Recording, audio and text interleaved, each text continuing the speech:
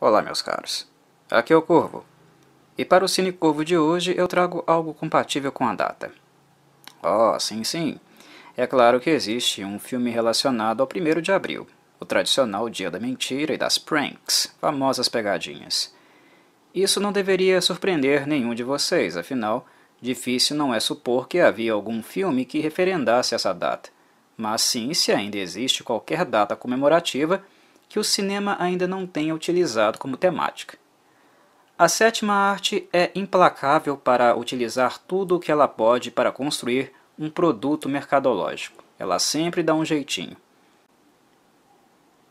No filme em questão, April Fool's Day, de 1986, mais conhecido no Brasil como A Noite das Brincadeiras Mortais, nós apenas constataremos a continuidade de uma prática excessivamente reciclada desde o lançamento de Halloween, em 1978, que é encontrar uma data tradicional, colocar um assassino em série à solta no meio dela e fazer mais um slasher movie barato em cima disso. Na tentativa de conseguir fazer dinheiro com uma fórmula que 8 anos depois já estava bastante saturada. Culpa dos próprios estúdios, verdade seja dita. Após o sucesso de Halloween, uma verdadeira enxurrada de filmes foram feitos usando ideias similares, mas sem qualquer refino.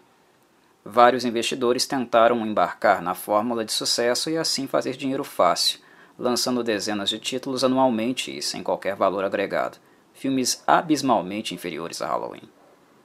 Isso acabou por saturar rapidinho a onda dos slashers.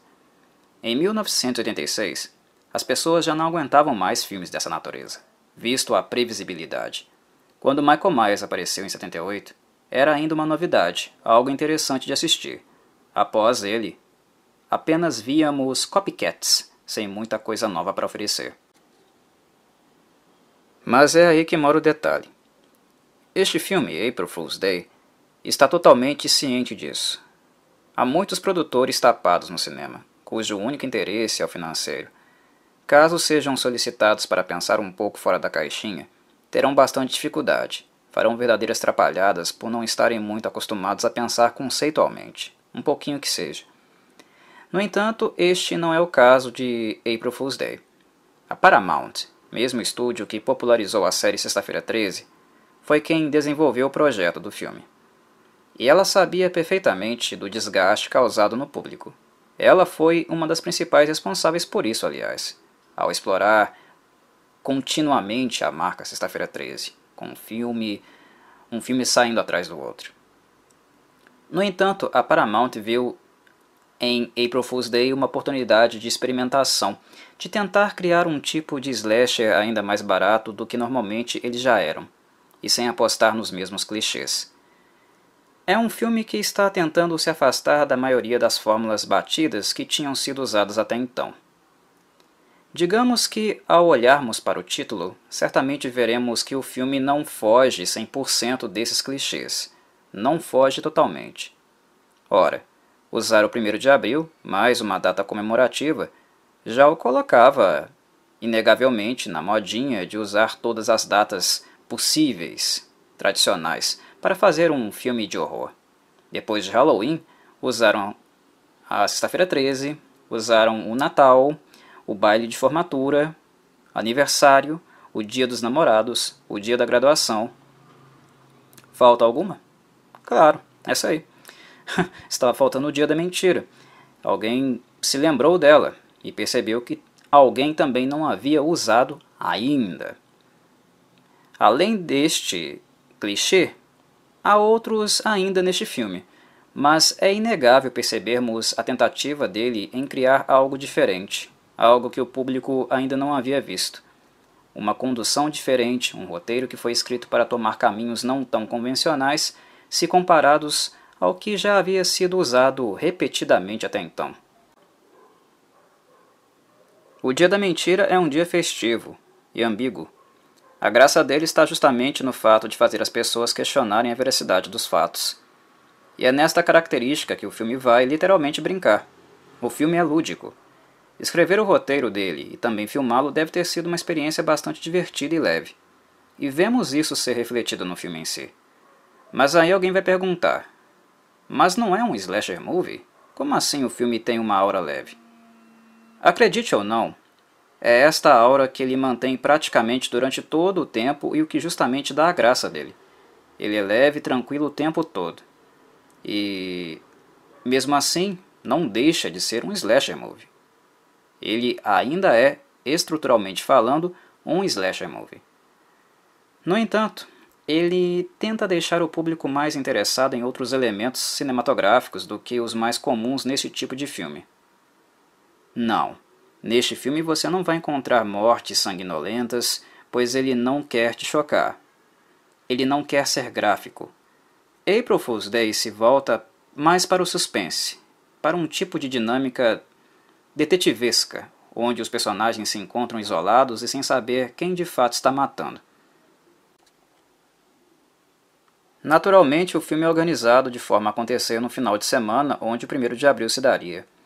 E os personagens, desde o princípio, estão constantemente pregando pegadinhas entre si.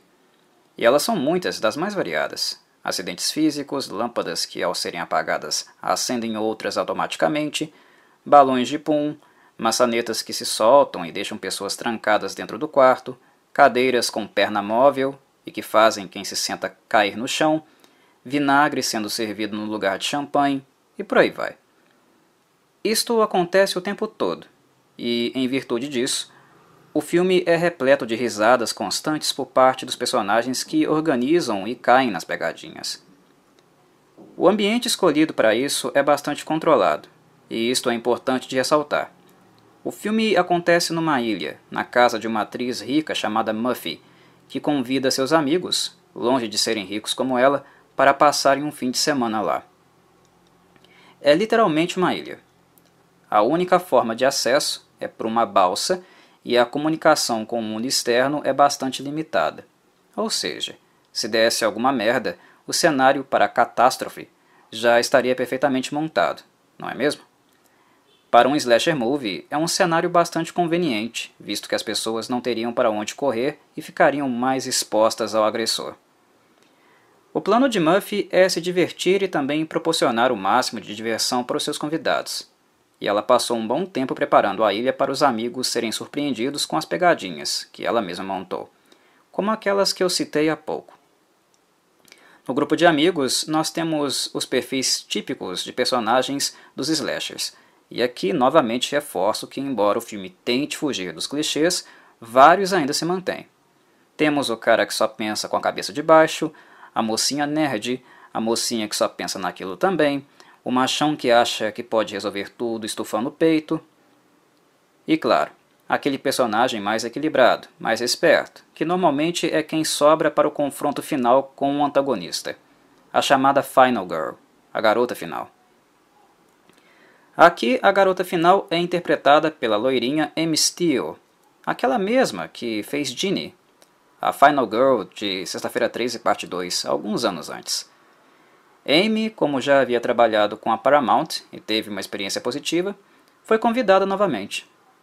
Como eu já havia mencionado no vídeo que fiz para Sexta-feira 13, parte 2, a carreira de Amy no cinema não decolaria, o que fez com que ela fosse estudar psicologia, graduasse e exercesse a profissão, coisa que ela faz até hoje. Representar o papel da personagem de maior bom senso sempre foi algo natural para ela, digamos. E neste filme, é como se estivéssemos acompanhando a Ginny de Sexta-feira 13, parte 2 novamente. O personagem dela é o mais centrado, mais atento e o menos imaturo entre todos. Mas, diferente dos slashers mais comuns, April Fool's Day não foca muito em um único protagonista. Nesse sentido, o holofote não fica excessivamente em Amy Steele. O filme procura focar no grupo, distribuir protagonismo e, sendo assim, praticamente todos os amigos terão um tempo de cena parecido para exibirem suas personalidades. E isso é algo que diferencia um pouco April Fool's Day dos demais filmes do gênero. Os personagens aqui não apenas servem como carne para o abate, para serem brutalmente assassinados e satisfazer assim os apreciadores do gore. Como eu falei antes, este filme não se apoia nas mortes. Ele se interessa mais em deixar o telespectador curioso para tentar entender quem está matando e a razão. Tentar entender por que as pessoas estão morrendo, qual a motivação da pessoa que está causando suas mortes. Todas as death scenes são feitas off-screen. Você não vê a pessoa sendo morta. apenas o momento onde o assassino a encontra. A vítima vê o assassino, quase sempre se surpreende e logo após isso a câmera corta, nos coloca na próxima cena. No fim do filme, quando o assassino for revelado, vocês saberão por que a decisão de evitar o gore foi algo importante para o conceito que o roteirista criou.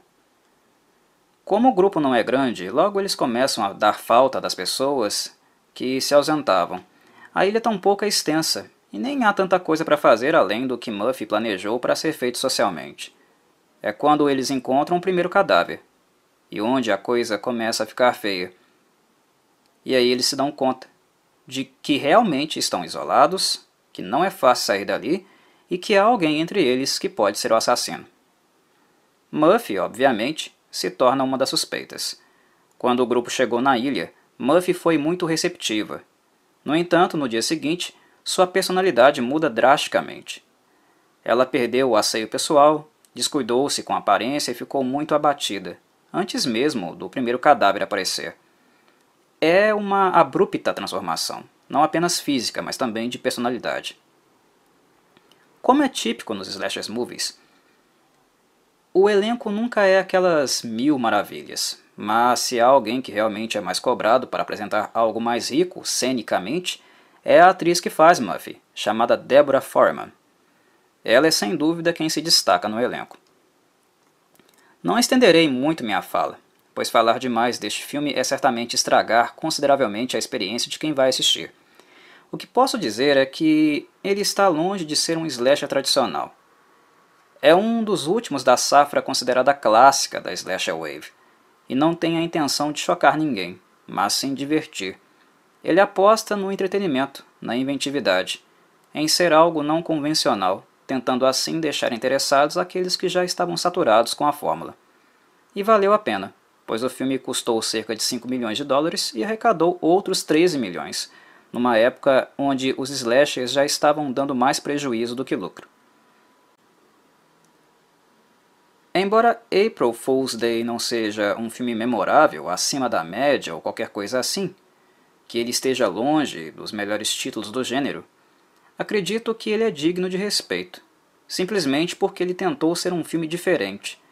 Alguns podem dizer que isso é o mínimo que esperamos do cinema, mas não é o que de fato nós vemos acontecer na prática. Quando um filme é inovador, sempre aparecem dezenas de outros diretores e estúdios querendo pegar carona, fazer dinheiro enquanto a ideia nova ainda é fresca. Um filme que procura correr o risco de criar uma história atípica e possivelmente perder dinheiro por causa disso, é sim um filme que merece respeito, mesmo não sendo nenhuma oitava maravilha do mundo. April Fool's Day não é, mas certamente deixou seu nome na história da onda slasher dos anos 80, simplesmente porque ele tentou ser mais relevante do que a maioria, não apenas ser mais uma fotocópia mal feita de Halloween. E assim, eu fico por aqui, meus caros. Um forte abraço do Corvo e bom finzinho do dia da mentira, desse 1º de abril. Divirtam-se!